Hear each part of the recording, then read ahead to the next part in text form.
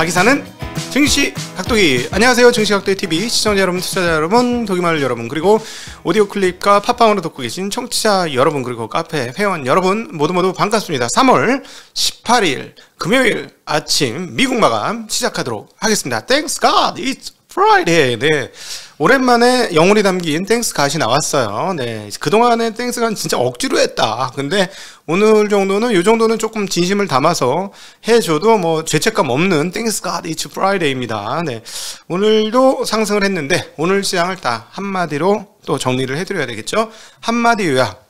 난 다 알고 있었지롱. 네, 이게 오늘의 시장입니다. 자, 뭐냐? 뭘 다 알고 있었냐? 시장은 나 연준 너 형 그렇게 행동할 줄 알고 있었는데, 아유 형이 뭐 뻔하지 뭐, 나 다 알고 있었는데, 뭐 이게 이제 오늘 시장의 한마디 정리다, 요약 정리다. 이렇게 볼 수 있습니다. 위험 자산이 전체적으로 상승세를 나타내었고요.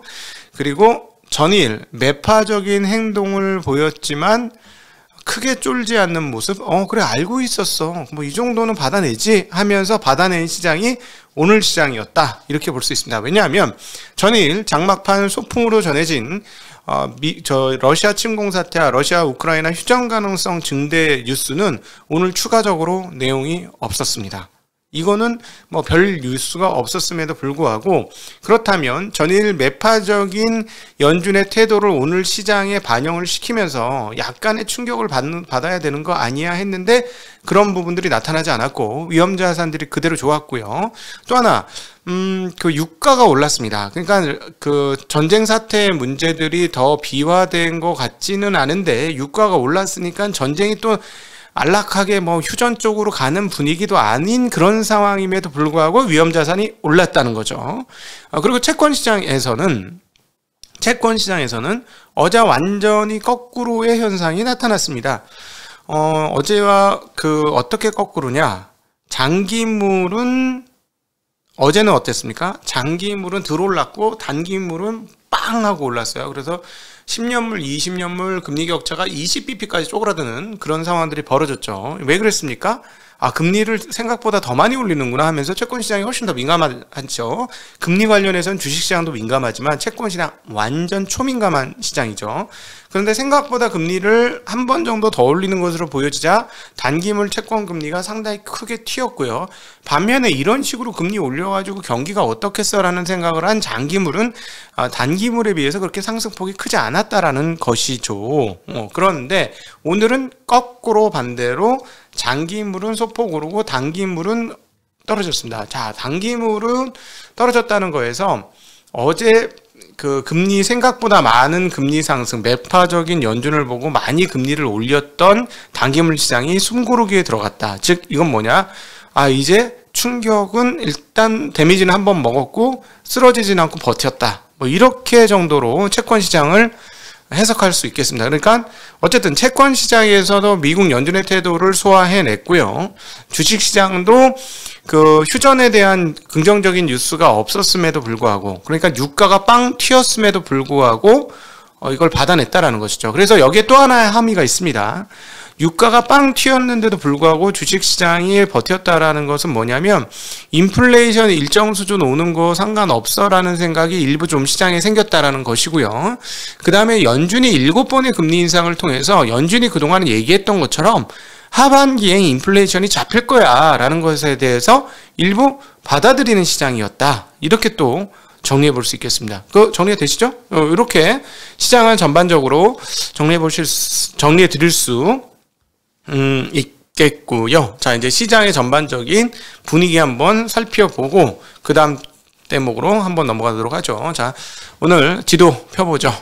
주식시장 지도 펴보면, 네, 오늘은 어제보다는 오히려 좀 전반적인 상승이 나타났습니다. 네, 오늘은 뭐 많이 오르진 않았죠. 어제보단 많이 오르진 않았습니다만 어제보다는 오히려 빨긋빨긋한 하락 쪽 모양새가 조금 덜 보이는 그런 모양새 나타내고 있습니다. 그래서 전반적으로 다 상승을 했는데 보시면 오른쪽 끝에 뭐가 있죠? 에너지 주식들이 있어서 에너지 주식들이 꽤 많이 올랐고요. 그 다음에 헬스케어 쪽도 어제 못 올랐던 헬스케어 쪽도 조금 더 많이 오르는 그런 양상 보여줬고, 어제 미친 듯이 올랐던 뭐 반도체라든가 빅테크들은 오늘은 뭐 조금 약하게 오르면서 마무리되는 그런 국면을 보여주었다. 이렇게 정리해 볼 수 있겠고, 은행주들은 파죽지세로 오르다가 휘청거렸고, 반면에 벅셔 해서웨이는 또 올라.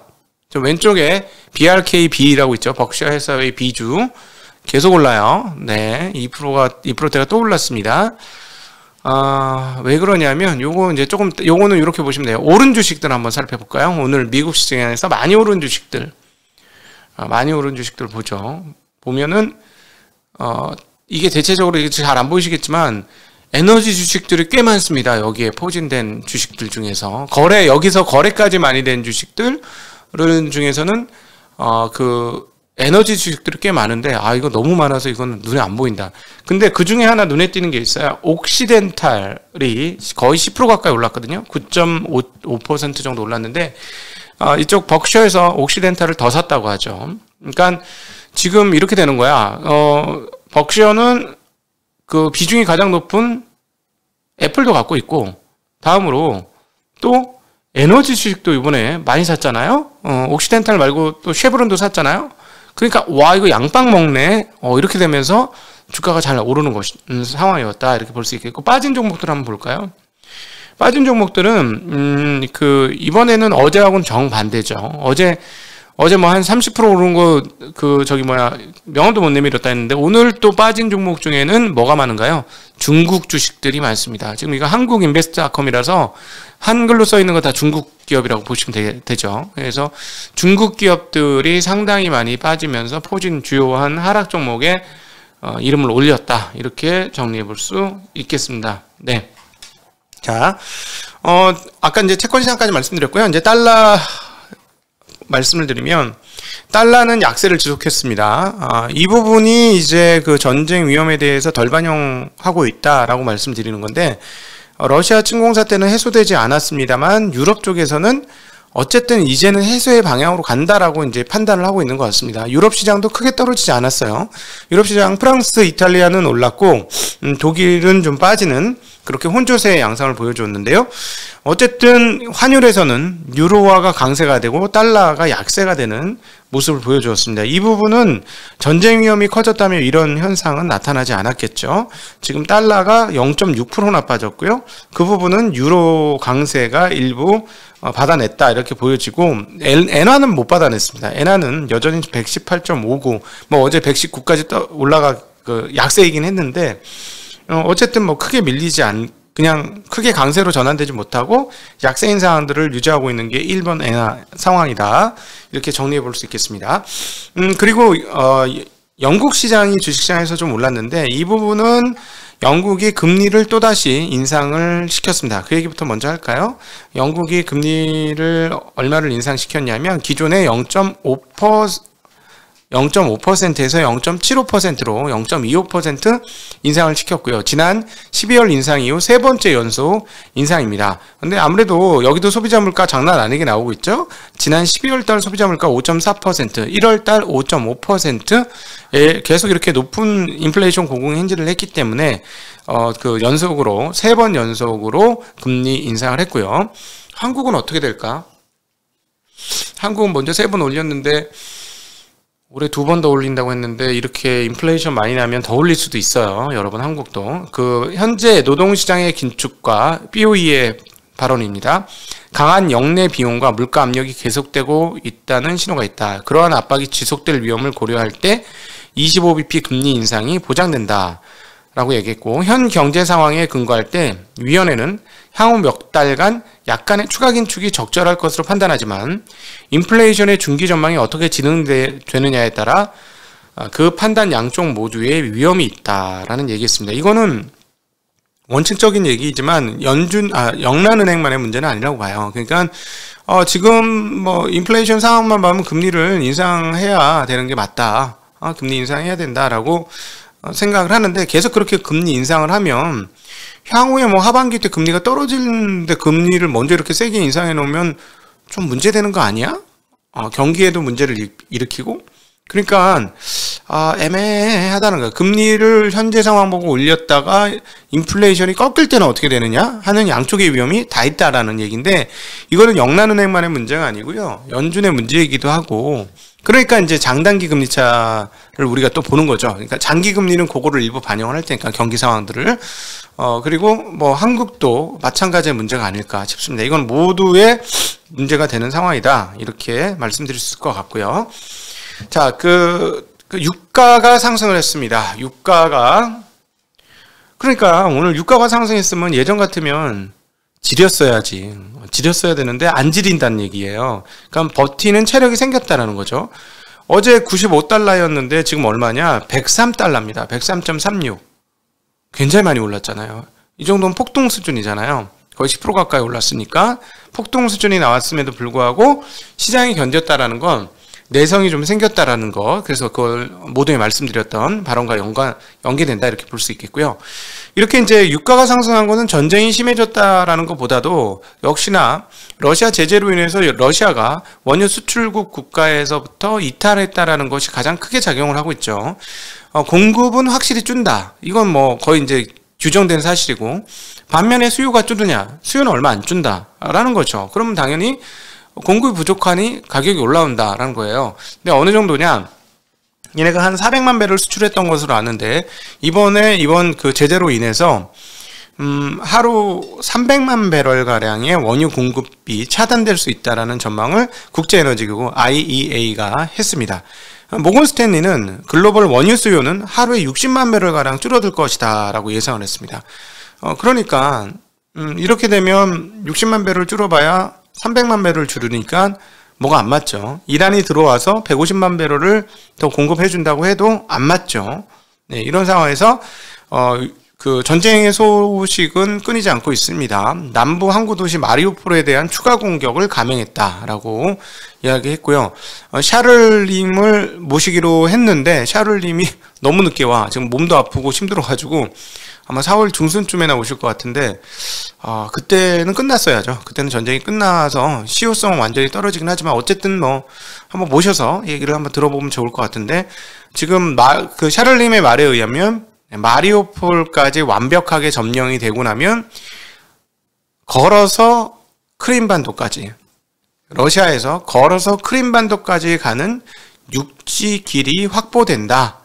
그렇게 되면 러시아는 이루고 싶은 것을 이루게 된 것이다 라고 이야기를 하면서, 그 다음부터는 이제 본격적인 휴전 협상이 이루어질 것이다 라는 전망을 하셨는데, 생각보다 지금 조금 길어지고 있는 것 같으네요. 그때 전망했던 전망보다는 전쟁이.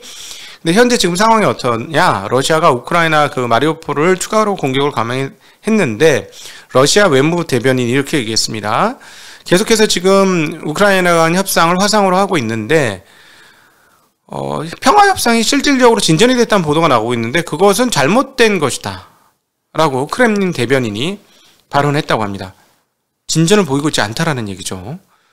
그리고 러시아 외무부에서 우크라이나에게 요구하는 사항들이 나왔습니다. 주요 군사력을 포기하고 친서방 성향 국가 지도부를 퇴출 조치해야 하고, 러시아의 우크라이나 내 그렇게 해야 러시아의 우크라이나 군사작전이 종료될 것이다.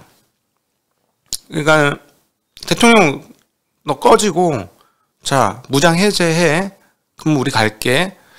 이거 받아들이기 쉬울까요? 우크라이나가?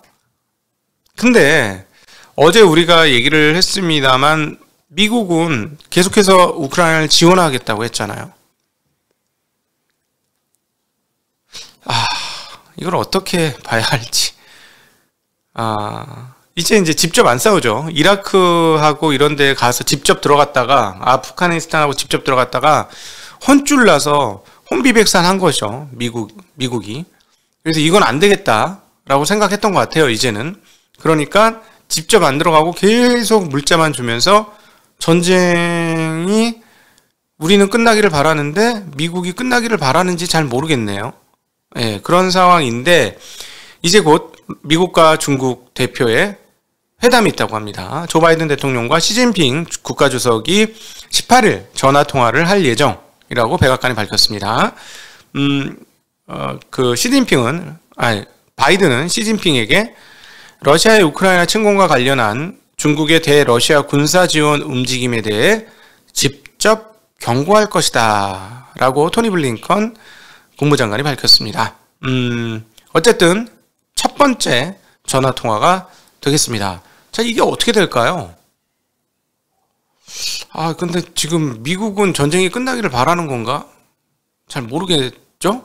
잘 모르겠어요. 네. 근데 이거 4월 안에 끝나야 되는데. 4월 안에 끝나야 되는데.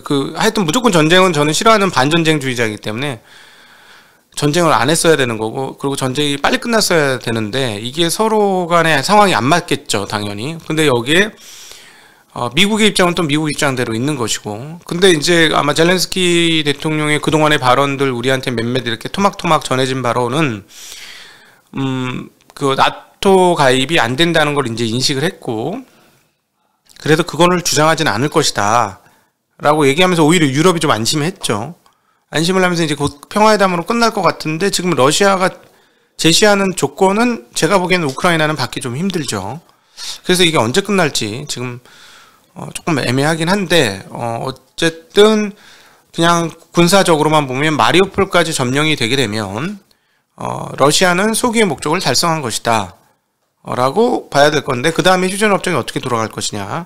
그런데 우크라이나 입장에서도 남부의 그 러시아 크림반도까지 이어지는 모든 공간을 다 내줄 수 있을 것이냐, 어떤 식으로든지 이걸 협상해서 해소를 할 거냐, 참 어려워 보입니다. 그냥 옆에서 보기에는 만만치는 않겠구나.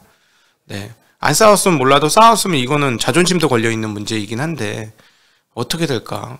근데 국민들은 피폐해지고 좀 너무 안타깝네요.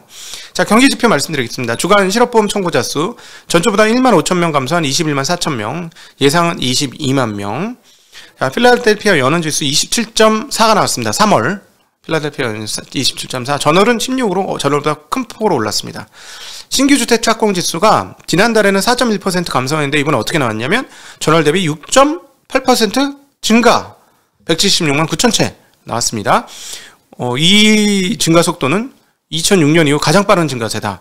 이렇게 볼 수 있겠죠. 신규 주택 착공이 늘어났다는 건 나무값이 좀 많이 떨어졌나? 얘네 나무로 집을 지으니까 그런 생각도 드네요. 예상치는 3.8% 증가했는데 예상치보다 훨씬 더 많은 6.8% 증가했습니다.